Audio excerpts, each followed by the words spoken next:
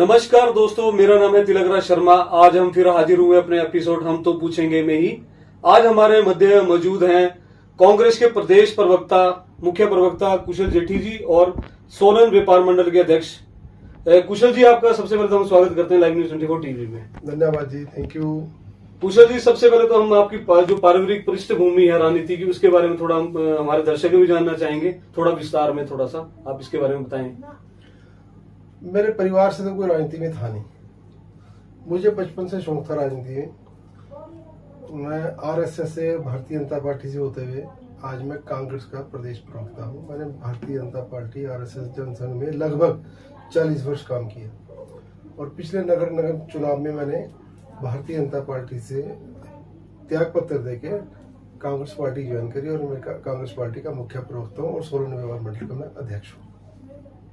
ऐसा क्या कारण रहा कि आपने भारतीय जनता पार्टी को अलविदा कह दिया पिछले नगर निगम के, नगर पालिका के चुनावों में कि नगर निगम के? कारण उसके कई थे, लेकिन मुख्य कारण ये था कि आज भारतीय जनता पार्टी जो अपने आप को विश्व की सबसे बड़ी पार्टी बोलती है, आज राष्ट्र में सरकार है भारतीय जनता पार्टी की, कई प्रदेशों में सरकार भारतीय जनता पार्टी की है, लेकिन भारतीय जनता पार्टी आज यहाँ इस मुकाम पर पहुंची तो इसके पीछे किन्हीं लोगों की कुर्बानियां होगी। कई परिवार खप गए, कईयों ने अपना घर बार व्यापार सब तबाह किया इस पार्टी को खड़ा करने के लिए।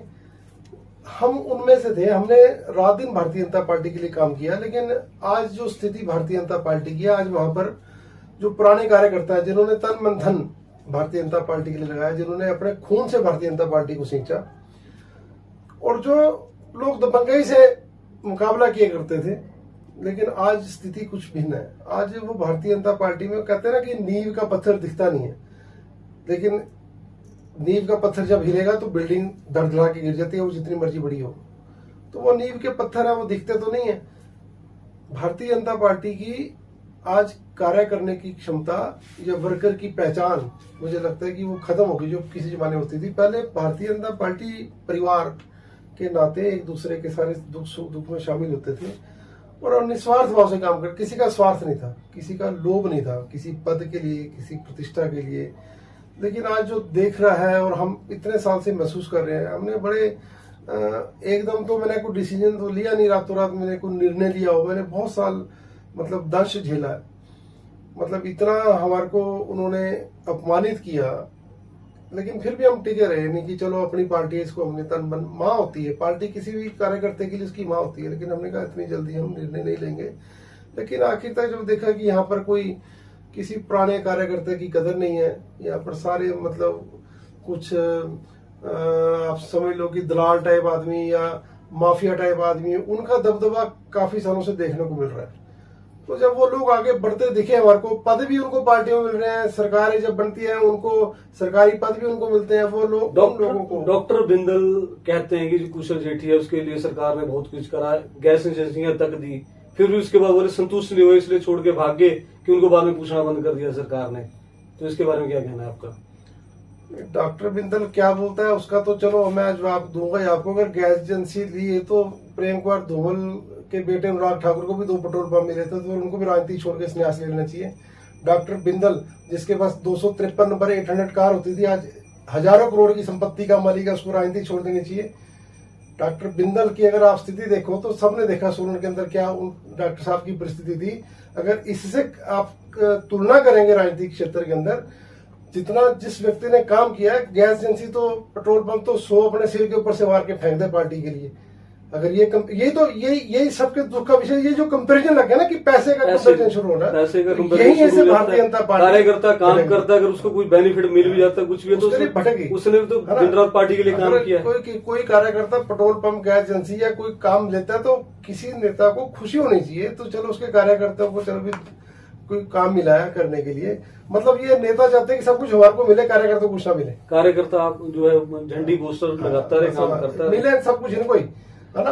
और इनको तो कम से कम डॉक्टर बिंदल तो बोलना नहीं चाहिए, इनको तो सारी दुनिया जानती है ये इनकी क्या स्थिति थी जब इन्होंने चुनाव लड़ा था, क्या पोजीशन थी और आज इनकी क्या स्थिति है। आज हिमाचल प्रदेश का मुख्तार अंसारी मेरे को डॉक्टर बिंदल को बोला जाता है। 5 साल का जो कार्यकाल है जयराम सरकार का, उसको आप किस रूप में देखते हैं? कितना काम हुआ कि नहीं हुआ? जयराम जो है सीएम साहब बोलते हैं कि हमारा कहते हैं हमारे को 2 साल तो कोरोना काल में काम करने का मौका नहीं मिला, नहीं तो मैं विकास जो है बताता कि कैसे विकास और आगे बढ़ता। आपका क्या कहना है? ऐसा ना 5 साल का जयराम जी का कार्यकाल हिमाचल की जनता जानती है और मेरे ख्याल हिमाचल की प्रबुद्ध जनता है। हिमाचल की जनता मैं समझता हूँ कि भोली भाली है लेकिन मूर्ख नहीं है। हर एक मुख्यमंत्री को उसके कार्यकाल के लिए याद किया जाता है, चाहे डॉक्टर यशवंत सिंह परमार हो और चाहे आपके शांता कुमार जी हो, चाहे प्रेम कुमार धूमल जी हो, चाहे वीरभद्र सिंह जी रहे हिमाचल प्रदेश में। हर एक मुख्यमंत्री अपनी छाप छोड़ के गए। मैं समझता हूँ पिछले 5 वर्ष का जयराम ठाकुर जी का कार्यकाल केवल सत्ता का दुरुपयोग और अपने साथियों के उपयोग के लिए इन्होंने कुछ नहीं किया।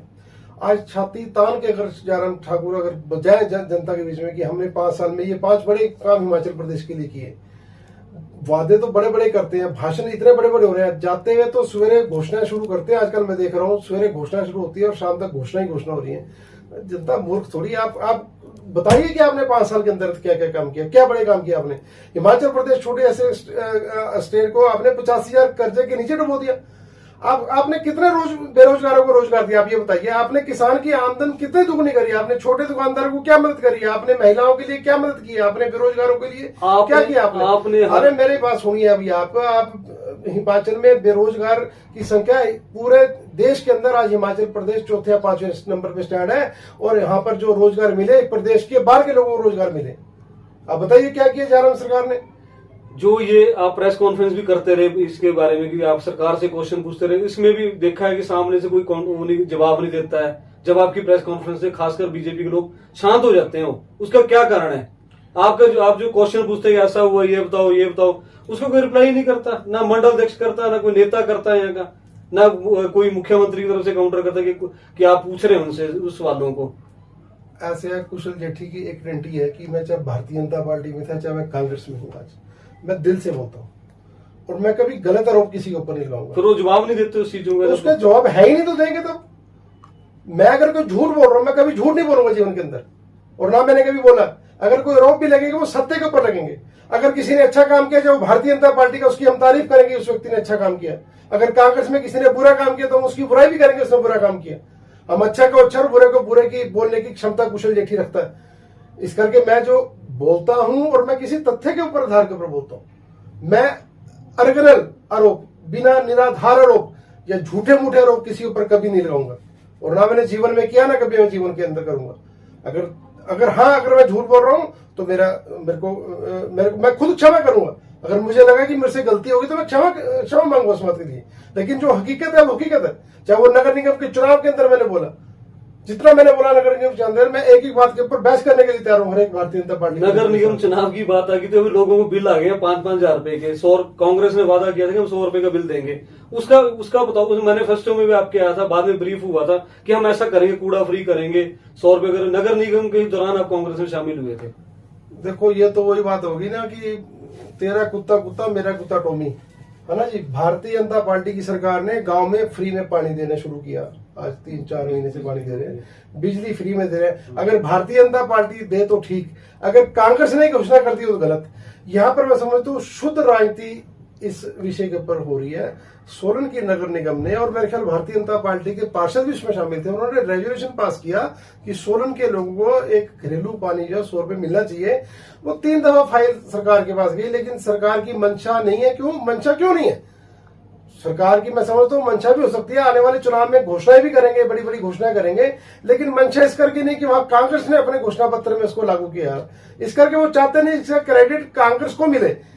लोग तो ये बोल रहे हैं कि इसमें बीजेपी और कांग्रेस दोनों मिले हुए हैं, क्योंकि जब बिल नहीं दिए गए तो आप एवरेज बिल देते हैं शुरू में, कोई बात नहीं, घोषणा होगी है, बाद में फाइल पास होती रहेगी, इकट्ठे बिल आ रहे हैं। अभी तो 5 महीने का बिल आया, 5 महीने का और आना है।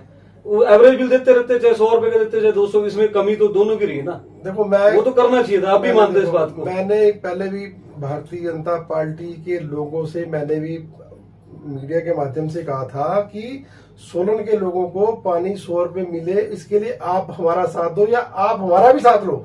अगर कहीं जाना है हम जाने के लिए तैयार हैं, कहीं धरना देना है हम धरने के लिए तैयार हैं, लेकिन सरकार से हमारी विनती है कि इस महंगाई के युग में अगर थोड़ी सी राहत सोलन को मिल रही है, वो क्रेडिट हम कहते हैं भारतीय जनता पार्टी के लोग क्रेडिट ले लें, इसका हम बोले कि सरकार ने दिया। हम इसका क्रेडिट नहीं लेंगे। हम बोलेंगे जयराम ठाकुर सरकार का हम धन्यवाद करेंगे, 100 रुपए पानी मिल रहा है, हम धन्यवाद करेंगे, कांग्रेस के नाते हम धन्यवाद करेंगे। लेकिन सोलन के नागरिक को 100 रुपए पानी तो मेरे भाई दे दो, इसमें कांग्रेस का गुलाब नहीं है। और फिर जो कांग्रेस ने घोषणा पत्र किया अपना लागू, वो केवल कांग्रेस के परिवार को और कांग्रेस के वर्कर को थोड़ी मिलेगा, वो तो आम जन को मिलेगा, सबको होगा। तो सोलन की जनता इसमें राजनीति मेरे ख्याल से नहीं होनी चाहिए। अगर भारतीय जनता पार्टी के नेता राजनीति का शिकार तो आम जनता हो रही है ना, गरीब आदमी कैसे देगा? कोई चिंता न करो, 2 महीने के बाद 60 दिन के बाद कांग्रेस की सरकार आने वाली है।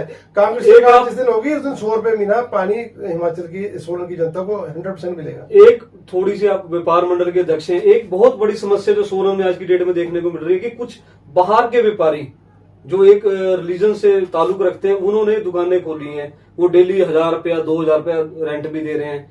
और उसके वजह सरकार को जीएसटी का जो है, जीएसटी आम आदमी आप दुकानदार तो भर रहा है, पर उनके ऊपर ना जीएसटी लगता है क्योंकि वो डेली बैठे हैं, वो डेली पे दुकान ली भी है। उसके बारे में व्यापार मंडल क्या कर रहा है? आपने कोई एक्साइज में बात की कि ऐसा रेवेन्यू का, ये तो चपत लग रही है एक प्रकार से। अब दुकानदार को तो दे रहे हो आगे महीने 45,000 50,000, सरकार को क्या जा रहा है उसमें? देखो, एक तो मैं बड़े बड़े दुकानदार हैं जिन्होंने सबलेट अपनी दुकानें की, आप भी जानते हैं उनको। मैं इस चैनल के माध्यम से किसी का नाम नहीं लेना चाहूंगा, पर बाहर के लोग आकर, व्यापारी आकर यहाँ के व्यापार को खत्म कर रहे हैं, उसके लिए व्यापार मंडल का क्या स्टैंड है? एक तो मैं आपका धन्यवाद करूंगा कि मेरे को इतने वर्ष में पहला कोई पत्रकार मिला जिसने ये मेरे से क्वेश्चन किया, और ये बड़ी ज्वलंत और एक बहुत सीरियस समस्या सोलन के लिए, या हर एक जगह के लिए, लेकिन हम सोलन की बात करेंगे आपसे। आज सोलन में जो जिनकी आप बात कर रहे हैं, कम से कम 5-5 हजार रुपये पर डे के ऊपर किराए पे दुकानें दे रखी हैं। ये अनकाउंटेड मनी है, इसका कोई हिसाब किताब नहीं है। मैं वही पूछना चाह रहा था आपसे, जो लोग आते हैं वो 5,000 रुपये कैसे दे सकते हैं? वो डेली उनके पास इतना स्टॉक नहीं है, वो फंडिंग, डायरेक्ट फंडिंग भी हो सकती है, मेरे कहने का मतलब भी है। अब आपने जहां तक बात कही, मैंने मेरे ख्याल पिछले लगभग 4 डिप्टी कमिश्नर से मैंने डिस्कस किया इस मामले में। पिछले लगभग 3 हमारे जिला के प्रमुख पुलिस अधीक्षक हैं, उनके साथ मैंने डिस्कस किया। मैंने एक्साइज के डिपार्टमेंट में जितने भी लोग आते हैं उनके साथ डिस्कस किया। और तो और मैंने पिछले लगभग 6 महीने पहले हमारी माननीय मुख्यमंत्री जी के साथ बैठक हुई पूरे हिमाचल प्रदेश गवर्नमेंट की, मैंने मुख्यमंत्री के समक्ष इशू उठाया था। लेकिन अफसोस की बात है कि इसमें कोई इनिशिएटिव नहीं ले रहा। और ये एक ऐसा रोग है कि जो आने वाले दिनों में जब इतना फैल जाएगा ना पूरे शरीर में, जैसे जहर फैल जाता है ना रोग का, ये फैल चुका है। और मैं उन लोगों को भी आपके माध्यम से चिताना चाहता हूँ जिन लोगों ने अपनी दुकानें दे रखी हैं। ये लोग अब कम से कम यार ये तो सोचो कि ये व्यक्ति मेरे को 5,000 रुपए दे कहां से रहा है? ऐसी कैसी सेल है उसकी? आफ्टर हम भी व्यापारी आदमी हैं, इतने कितने पैसे वो कमा रहा है। मैं पिछले दिनों भी हमारे जीएसटी के जो हमारे यहाँ पर ऑफिसर्स हैं, उन्होंने हमारी एक मीटिंग बुलाई थी। मैंने उनके समक्ष भी मुद्दा उठाया तो उन्होंने आश्वासन दिया कि हम कार्रवाई करेंगे। हमारे को कोई इतराज नहीं है, कोई व्यापारी आके कहीं भी कारोबार करे, इस देश के अंदर लोकतंत्र है, कहीं जा सकता है। लेकिन हम चाहते हैं कि साफ सुथरा बिजनेस होना चाहिए। इससे क्या हो रहा है? 2-3 नुकसान हो रहे हैं, मैं आपको बताता हूँ। इससे ना तो सरकार को जीएसटी का टैक्स मिल रहा है, ना किराए पे जीएसटी लगती है कमर्शियल पे, उसमें ना किराए पे जीएसटी मिल रहा है, ना इनकम टैक्स वालों को उसका रेवेन्यू मिल रहा है। उल्टा सोलन का एटमोस्फेयर खराब हो रहा है, छोटे दुकानदारों को काम खत्म हो रहा है। ये लोग जो है वो इनका काम सारा खत्म कर रहे हैं। और लेकिन कुछ लोगों की जेबों के अंदर जो पैसे जा रहे हैं, आने वाले वो भी दिनों में छोटा सा कोई ऐसा कोई वाकया सामने है तो सारे संगठन खड़े हो जाते हैं कि ऐसा हो गया कि हम मोमबत्तियां लेके चल पड़ते हैं कि हम इसके लिए विरोध करेंगे। पर भारतीय जनता पार्टी के साथ इतने संगठन जुड़े हैं, हिंदू संगठन भी जुड़े हैं और भी जुड़े हैं, आरएसएस के भी कुछ लोग हैं, तो उनके भी विषय में हमने विषय ध्यान लिया था कि आप लोग कुछ क्यों नहीं करते, आप इसमें कार्रवाई के लिए करो, सरकार आपकी, तो इस विषय को थोड़ा गंभीर लेना चाहिए। आने वाले टाइम में कोई भी बड़ी दुर्घटना सोलन में हो सकती है, क्योंकि ये पैसा कहाँ से रूट हो रहा है ये नहीं पता कि ये पैसा कहाँ से देते हैं रोज। हम नहीं बोल रहे कि बाहर का व्यापारी यहाँ पर आ रहा है, काम कर रहा है, रोजगार कर रहा है, अपने बच्चे पढ़ रहा है, ये भारत है, कोई भी आ सकता है। पर हमारे को थोड़ा इसमें ये लगता है जो हम सोलन की जनता के हिसाब से कि कुछ ना कुछ इसमें गड़बड़ जरूर है। गड़बड़ मैं आपको बताता हूँ, शायद आपकी ध्यान में नहीं होगा। पिछले लगभग 1 वर्ष पूर्व 2 आतंकवादियों का इनकाउंटर हुआ था श्रीनगर के अंदर, कश्मीर के अंदर। जब इनकाउंटर हुआ तो उसके जब उनकी सुरक्षा एजेंसियों ने डिटेल खंगाली तो पता लगा था कि सोलन में सब्जी बेचते थे। तो मुझे लगता है कि हिमाचल प्रदेश या सोलन या जो ऐसे कोई भी शहर हो, तो ये इन लोगों के लिए एक हेवन स्टेट कह लो आप। एक मतलब जैसे रिलीफ के लिए सेना को भेजा था ना कि 6 महीने सेना अरेस्ट के लिए। बॉर्डर पर रहती है, अरेस्ट के लिए भेजते हैं। ऐसे कुछ लोग ऐसा भी कर रहे हैं। पिछले दिनों कुमारहट्टी के अंदर पकड़ा गया था ऐसे ही केस, उसमें 18 कुछ लोग पकड़े गए थे। उनकी सबकी जन्म तिथि आधार कार्ड में एक ही थी, 18 के 18 लोगों की जन्म तिथि। यहाँ पर तो कोई चेक भी नहीं। चलो पहले एक फॉर्मेलिटी होती थी कि हम भी पढ़ते थे काफी सालों से, बचपन में देखा, सारी उम्र ये देख के बड़े हुए कि डिप्टी कमिश्नर या एसपी एक स्टेटमेंट इशू करते हैं महीने 2 महीने के बाद कि जो भी व्यक्ति को किराएदार अपना रखता था उसकी थाने में दर्ज कराया आके कि मैंने ये व्यक्ति किराएदार रखा है, तो उसकी पूरी आइडेंटिफिकेशन दे। लेकिन वो तो फॉर्मेलिटी थी, लेकिन वो फॉर्मेलिटी भी नहीं होती। यहाँ पर तो क्या होना चाहिए कि प्रशासन को, पुलिस को एक एक आदमी का आधार कार्ड चेक करना चाहिए, उनकी बैकग्राउंड देखनी चाहिए भी यहाँ क्यों इतनी दूर से हजारों किलोमीटर से चल के सोलन क्यों आ रहा है वो, और क्या अपने साथ लेके आ रहा है, और क्या यहाँ पर वो लेके यहाँ से बाहर भेज रहा है, वो क्यों इतने पैसे दे रहा है। ठीक है, आपकी बात मैं समझता हूँ कि इसमें टेरर फंडिंग भी हो सकती है। आपको पिछले दिनों हरिपुर धार का एक किस्सा सुनाता हूँ। हरिपुर मीडिया के में आया था कि एक व्यक्ति की एक दिन के अंदर 70 ट्रांजेक्शन बैंक में हुई, 70 ट्रांजेक्शन बैंक में उसकी। तो लोगों को शंका है, तो उन्होंने वहां पर अपने आंदोलन किया। तो सरकार को, प्रशासन को कार्रवाई करनी पड़ी। तो व्यक्ति के थोड़े से जो संबंध थे वो आतंकवादियों से मिले, सबूत पाए गए ऐसे। तो इसी प्रकार अगर जब यहाँ पर कोई, अरे बात भाई जहां से आपने शुरू करी थी वो आगी कि सरकार नाम की कोई चीज नहीं, कुछ कर ही नहीं रहे। मैं बता रहा हूँ कि आपने मुझसे पूछा ना आपने क्या किया, मैं कहूँ पिछले लगभग 3-4 डिप्टी कमिश्नर से डिटेल बैठ के बात करी, पुलिस अधीक्षकों से डिटेल बैठ के बात करी, और ये बताया उनको कि आप पता करो, जाके चेक तो करो, इनका आधार कार्ड चेक करो, इनकी आइडेंटिटी चेक करो, ये लोग कौन है, कहां से आए, क्यों सोलन इनको पसंद है। अब हम बात करते हैं कांग्रेस पार्टी की तरफ से कि एक जो आपकी 10 गारंटियां कांग्रेस ने शुरू करी है पिछले उसमें, तो ये तो या आप भी अब बोलते हैं आम आदमी पार्टी की तरह शुरू हो गए कि हम भी रेवड़ियां बांटेंगे, हम भी फ्री में देंगे, हम भी उधार देंगे, इस टाइप से भाजपा भी कर रही है।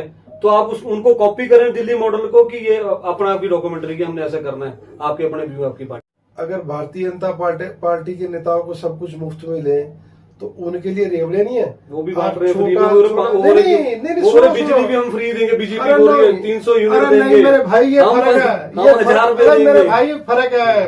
ये फर्क ये है कि भारतीय जनता पार्टी रेवड़ियां दे रही है अपने कार्यकर्ताओं को, अपने नेताओं को रेवड़ियां दे रही है। आप सोलन एक छोटा सा जिला सोलन के अंदर कम से कम 15 चेयरमैन बना रखे हैं, 15 चेयरमैनों के लिए महंगी गाड़ियां, उनके लिए स्टाफ, सुख सुविधाएं। आप कांग्रेस देगी आम आदमी को रेवड़ियां बांटेगी, इनके पेट में क्यों मरोड़ हो रहे हैं? आम जनता को मिले तो उनके पेट में मरोड़ है। आप बताओ, घोषणा तो बीजेपी भी कर रही है ना कि इतने यूनिट बिजली फ्री। मैंने जो आपसे शुरू बात की, जैसे आपने पानी की बात करी कि अगर भारतीय जनता पार्टी कर रही है तो इनके पेट में मरोड़ है, अगर बीजेपी करे तो ठीक है। अगर कांग्रेस ने बोल दिया भी हम 100 रुपए पानी देंगे तो ये होने नहीं देंगे। अगर ये भारतीय जनता पार्टी करे तो ठीक है, अगर ये घोषणा करे तो ठीक है, अगर वो घोषणा करे तो ठीक है। अरे हमारे तो दुर्भाग्य की बात है, पहले तो हमने बड़ी खुशी मनाई थी हमारे, जैसे माननीय मोदी जी ने 24 तारीख को आना था, उनका कार्यक्रम कैंसिल हुआ। जब मोदी जी हिमाचल प्रदेश में आते हैं या दिल्ली से वर्चुअल मीटिंग में घोषणा करते हैं कि हिमाचल मेरा दूसरा घर है, ऐसे बोलते हैं मोदी जी, नेचुरली। अरे दूसरा घर है तो हिमाचल की प्रसिद्धि क्या 85,000 करोड़ के कर्ज के नीचे क्यों दबा है हिमाचल प्रदेश में, बताओ आप। पिछली जब माननीय प्रधानमंत्री जी मंडी में आए थे, श्रीमान जयराम ठाकुर जी ने 35 किलो का तो फूल उनको भेंट किया था, लेकिन 35 रुपए भी जयराम सरकार को नहीं मिले। एक भी घोषणा उस मंच से नहीं की, आज तक एक घोषणा प्रधानमंत्री हिमाचल प्रदेश में आके नहीं करके। कांग्रेस किन मुद्दों पर इलेक्शन लड़ेगी गांधी विधानसभा? कांग्रेस इन मुद्दे के ऊपर लड़ेगी, बेरोजगारी के ऊपर लड़ेगी, महंगाई के ऊपर लड़ेगी, भ्रष्टाचार के ऊपर लड़ेगी।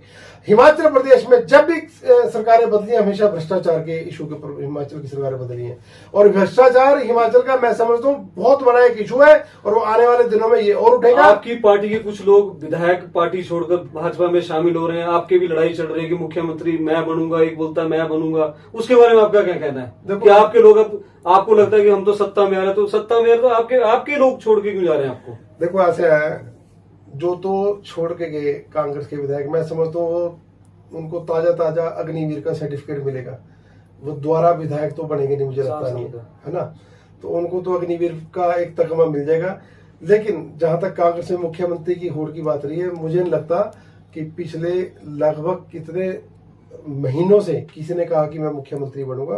कांग्रेस एक ज्वाइंट एक्शन लेके एक कार्यकर्ता जो है पार्टी के लिए, जो बड़े से बड़ा नेता है वो कार्यकर्ता बनकर एक लड़ाई लड़ रहा है। ये लड़ाई कांग्रेस अपने लिए नहीं, जनता के लिए लड़ रही है। जो इस बार का चुनाव होना है, इस बार का चुनाव लोग अपने भाग्य के लिए वोट देंगे, अपने भविष्य के लिए वोट देंगे, अपने बच्चों की भविष्य संवारने के लिए वोट देंगे, इससे उनकी तकदीर बदलेगी। जो आपके समक्ष यार 5 साल का पिछले दिन कार्यक्रम है, मैं ऐसे ऐसे भारतीय जनता पार्टी के आपके नेताओं और कार्यकर्ताओं को बताऊं कि जिनके पास एक साइकिल नहीं होती थी, आज 50-50 लाख की गाड़ी में घूमते, तो विकास किसका हुआ? भारतीय जनता पार्टी के कुछ चाटुकारों का, भारतीय जनता पार्टी के कुछ ऐसे नेताओं का जिन्होंने चांदी का चम्मच लेके राजनीति में पैदा हुए, उन लोगों का विकास हुआ। आम कार्यकर्ता का तो भारतीय जनता पार्टी में विकास नहीं हुआ। मुझे बताइए आम कार्यकर्ता के लिए भारतीय जनता पार्टी की सरकार ने क्या किया?